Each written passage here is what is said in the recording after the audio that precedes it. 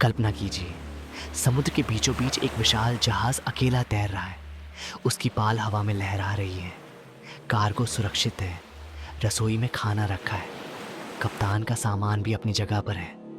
लेकिन उस जहाज पर मौजूद 10 लोग बिना कोई निशान छोड़े अचानक गायब हो चुके हैं।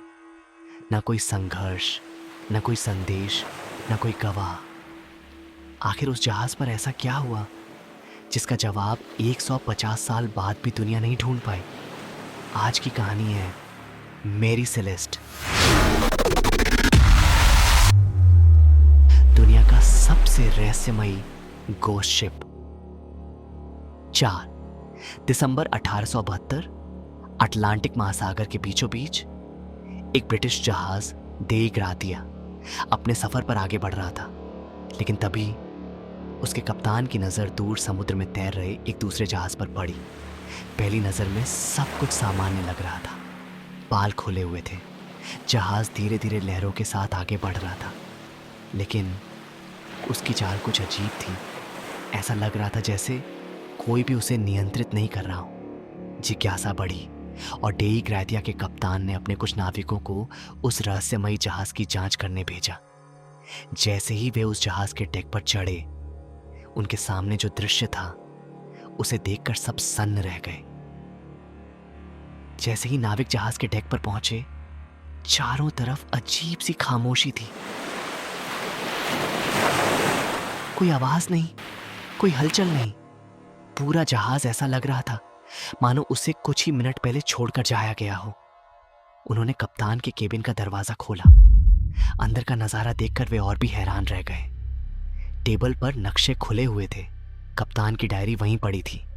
नेविगेशन के उपकरण अपनी जगह पर थे और खाने की मेज पर आधा खाया हुआ खाना अब भी रखा हुआ था। लेकिन जहाज पर मौजूद कप्तान, उसकी पत्नी, उनकी छोटी बेटी और बाकी सभी चालक दल, कुल 10 लोग, बिना कोई संघर्ष, बिना खून के एक भी निशान और बिना किसी सुराग के अचानक गायब हो चुके थे। आखिर ऐसा क्या हुआ था जो उन सभी को हवा में गायब कर गया? लेकिन जांच यहीं खत्म नहीं हुई। जितनी गहराई से नाविक इस जहाज को देखते गए, उतना ही यह रहस्य और उलझता गया। मेरी सेलेस्ट लगभग पूरी तरह सुरक्षित थी।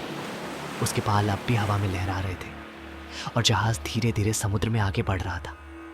हैरानी की बात यह थी कि जहाज में रखा लगभग 1700 बैरल औद्योगिक अल्कोहल अब भी अपनी जगह सुरक्षित था। इतना कीमती माल होने के बावजूद उसे किसी ने छुआ तक नहीं था। अगर यह समुद्री लुटेरों का हमला होता तो वे सबसे पहले यही सामान लूट कर ले जाते। लेकिन यहां ना कोई चोरी हुई थी, ना कोई तोड़फोड़ और ना ही किसी संघर्ष का कोई सबूत मिला।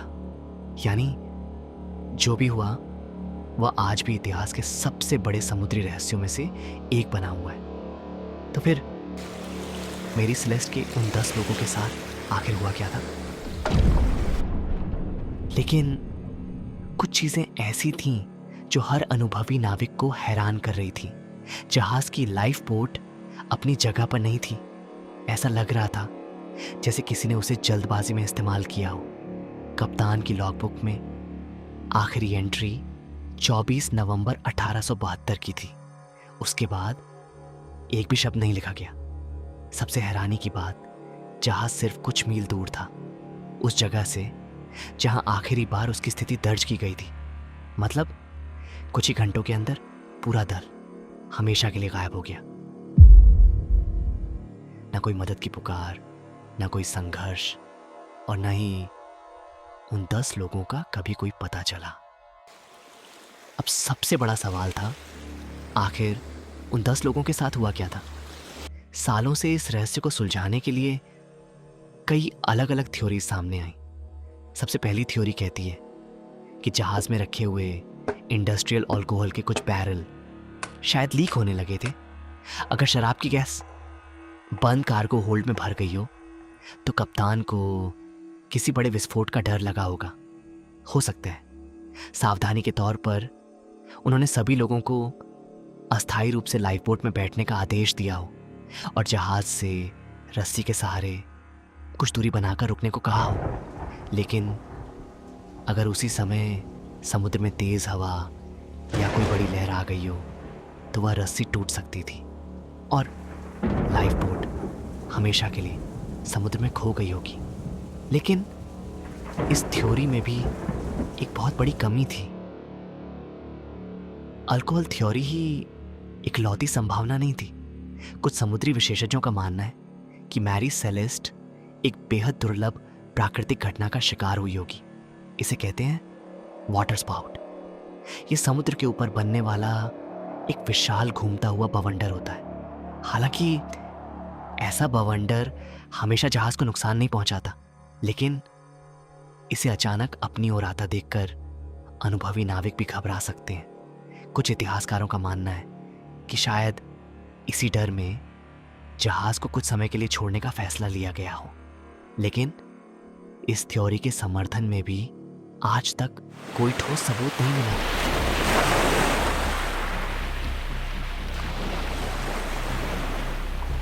सालों बीतते गए और इस रहस्य को लेकर एक नई थ्योरी सामने आई। कुछ लोगों का मानना था कि मेरी सेलेस्ट पर समुद्री लुटेरों ने हमला किया था। पहली नज़र में यह संभावना काफ़ी हद तक सही लगती है। आखिर एक सुनसान जहाज और गायब पूरा दल किसी भी इंसान को यही सोचने पर मजबूर कर सकता था। मगर जब जहाज की बारीकी से जांच की गई तो कहानी बिल्कुल अलग निकली।